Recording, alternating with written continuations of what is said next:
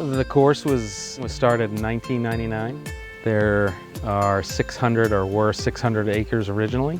We started clearing in late 2000. The course was built in 2001. The original architect was Arnold Palmer Golf Design, and subsequently in the year 2006 and 7 we started working with Gil Hansen, remodeled it, primarily just to make it a little bit more competitive for our golf tournament. We play a decent amount of golf, I'd say close to 25,000 rounds a year, and we have 375 very wonderful members that help support it. Through the course of the year, I mean, we are very stingy with our mowers. We just mow the tees once a week, we mow the fairways twice a week, greens 5 days a week. We do what I would call a fairly normal and austere maintenance regime for the members, and it still produces a very good result. Our source of irrigation water is our own rock wells that we have. We currently have 6 operating that are permitted. We also have 3 storage ponds. We're not able to produce the amount of water that we'd like to have on a daily basis. Nevertheless, we have to be very careful with the way we use water. We definitely keep the property on the dry side. Tees, fairways, and greens are all creeping bent, and we have A4 on greens and Princeville on tees and fairways. And then roughs are a combination of Kentucky bluegrass and fine fescue. So it's, if you look at the trees around us, they're covered with moss and lichen. It's a very humid site.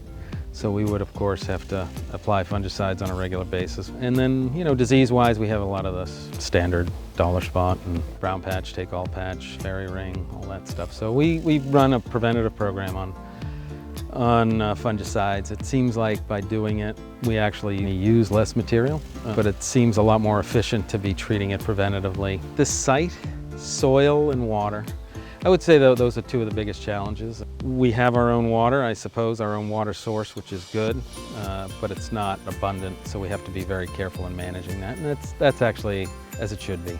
When we make a decision from a pest management standpoint, from a construction standpoint, from a staff standpoint, from a member standpoint, that we contemplate the environment when we do it. We use a lot of compost.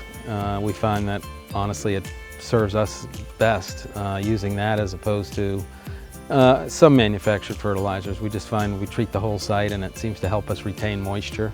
Gives us a little bit of a nutrient bump, and it's an economic decision. It's also sort of an environmental decision from the standpoint of using something that somebody needs to move through the waste stream, and then, you know, it provides us a really good agronomic result as well.